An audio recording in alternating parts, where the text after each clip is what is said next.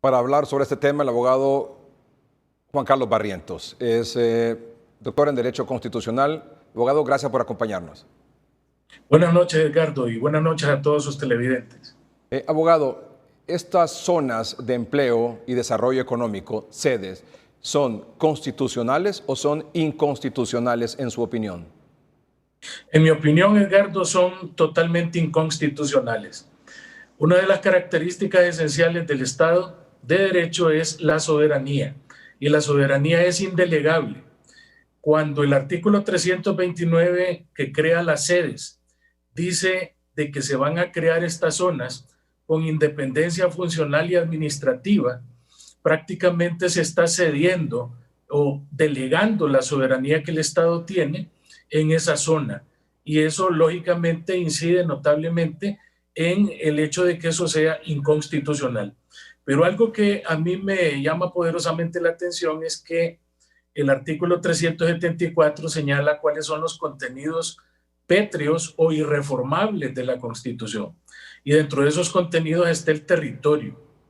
Y en consonancia con eso, el artículo 107 de la Constitución dice que se prohíbe de que extranjeros o sociedades constituidas por extranjeros en su totalidad adquieran tierras a 40 kilómetros de las fronteras o de las costas de Honduras o de las islas, cayos e islotes. Se prohíbe a los registradores de la propiedad que inscriban este tipo de compraventas o de documentos de traslación de dominio, so pena de nulidad del acto o contrato. También esto viene a trastocar el artículo 294 de la Constitución, que establece de que Honduras está dividida en departamentos, en 18 departamentos, los cuales a su vez están divididos en 298 municipios. Y esto viene a trastocar este esquema de división territorial, porque las sedes van a tener, según el artículo que las crea, prácticamente la misma categoría, los mismos derechos y las mismas atribuciones que un municipio. Y esto no puede ser porque trastoca totalmente el esquema constitucional y le viene a otorgar a esas zonas la categoría de municipios casi de manera automática, violentando lo que establece ya la Constitución en la división territorial. Y lo más grave, Edgardo, es que violenta la independencia del Poder Judicial, porque dice que los jueces en las zonas van a ser nombrados por una terna que le va a proponer al Poder Judicial las autoridades de la Zona Especial de Desarrollo y Empleo, con lo cual prácticamente están poniéndole una camisa de fuerza a la Corte Suprema de Justicia de que no va a tener libertad ni independencia de nombrar los jueces, sino que estos van a ser prácticamente a propuesta de las autoridades de la zona. Abogado, ¿cuándo se aprobó esto de la sede? ¿2014? No, en el 2013 se aprobó. 2013 se aprobó esto en el Congreso, la creación de la sede. Se presentó un recurso de inconstitucionalidad en la Sala Constitucional de la Corte Suprema de Justicia y se declaró inconstitucional eso que se aprobó, eso de la sede. Le hicieron unos cambios en el Congreso y eso es lo que quedó vigente. Sí. A pesar de esos cambios, sigue siendo inconstitucional. Sí, cuando se presentó originalmente el recurso de inconstitucionalidad, el Congreso había aprobado lo que en aquel tiempo se conocía como ciudades modelo. Posteriormente, la Sala de lo Constitucional declaró que era inconstitucional porque tenía una serie de aberraciones que no fueron totalmente corregidas y se presenta de nuevo el proyecto cambiándole de nombre, esta vez colocándole el nombre de Zonas Especiales de Desarrollo. Pero si usted recuerda, Edgardo, también a los 4 magistrados de la Sala Constitucional que emitieron, entre otros, ese voto en contra de las, en aquel tiempo, ciudades modelo, fueron destituidos de manera ilegal por el Congreso Nacional, que en ese entonces presidía el actual presidente de la República, y eso viabilizó después que se nombraran a otros magistrados que ocuparan esos cargos, y estos votaron a favor de Jacedes y no la declararon inconstitucional, a pesar de que todavía persisten los motivos de inconstitucionalidad. Se aprobó una sede, una zona de empleo y de desarrollo económico para Roatán, en Islas de la Bahía. Mire, yo, al igual que el abogado Armando Urtecho López, director ejecutivo del COEP, he revisado y yo no he visto ningún decreto del Congreso Nacional donde se apruebe una sede en Roatán. Y si lo hicieran, esto evidentemente violentaría el artículo 107 que prohíbe que extranjeros adquieran tierras en las islas y en las costas hondureñas, y evidentemente daría lugar a todo tipo de abuso de poder y de autoridad, porque el Congreso Nacional es el único facultado para emitir este tipo de decretos. Por otro lado, tiene que hacerse un plebiscito previo y tiene que respetarse el convenio 169 de la OIT, de que si en esa zona hay grupos étnicos es necesario, o indígenas, es necesario hacer una consulta con los pobladores de la zona para ver si ellos están de acuerdo con este tipo de zonificación especial que habla el artículo 329 de la Constitución.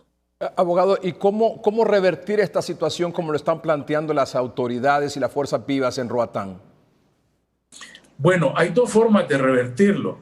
La más saludable sería de que en el Congreso Nacional un diputado presentara una moción tendiente a que se derogase de la Constitución el artículo 329 y el adendum que le hicieron al artículo 294 para la creación de las sedes por inconstitucionales.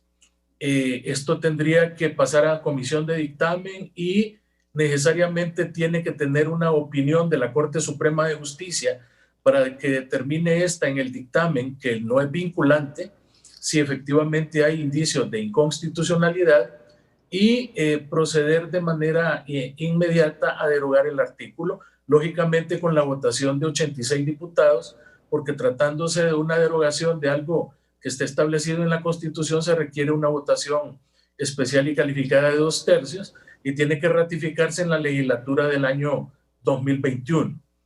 Y en segundo lugar, se podría presentar un referéndum, solo que no llamarlo revocatorio, porque en la Constitución hondureña no existen referéndums revocatorios, sino que simplemente referéndums. Y en ese sentido, en el artículo 5 aparece regulada esa figura y establece ahí y define que un referéndum es el sometimiento a la consulta popular de una ley preexistente para que el pueblo en la votación determine si ratifica esa norma o si por el contrario la imprueba. En este caso de no aprobarla o de improbarla, entonces tendría que regresar al Congreso Nacional el resultado de la consulta administrada por el Consejo Nacional Electoral y proceder en consecuencia el Congreso a la derogatoria de la norma. Sin embargo, esto que están recogiendo firmas en Roatán, yo lo veo únicamente plausible, pero para una acción ciudadana, que es un anteproyecto de ley que pueden presentar 3,000 ciudadanos al Congreso Nacional y que solamente se ha dado una vez cuando, por ejemplo, 3,000 ciudadanos pidieron de que se rebajara el combustible para los taxistas una vez que hubo una toma de taxistas a nivel nacional. Abogado, pero ya se están haciendo algunos trabajos por parte de los socios, los responsables de esta sede ahí en Roatán, de la empresa a cargo de este proyecto. Y en cualquier momento, si esto continúa así, ya después de escuchar la opinión de los alcaldes de los 4 municipios, Roatán, Santo Guardiola, Utila, Guanaja y las fuerzas vivas y los empresarios organizados, ahí puede haber un problema serio. Puede haber un problema muy serio, Edgardo, porque hasta el momento, a pesar de que esa sede es inconstitucional, no hay ninguna sentencia de la Corte de la Sala de lo Constitucional que declare que eso es inconstitucional, y por lo tanto cualquier actividad que estén realizando en la zona es legal.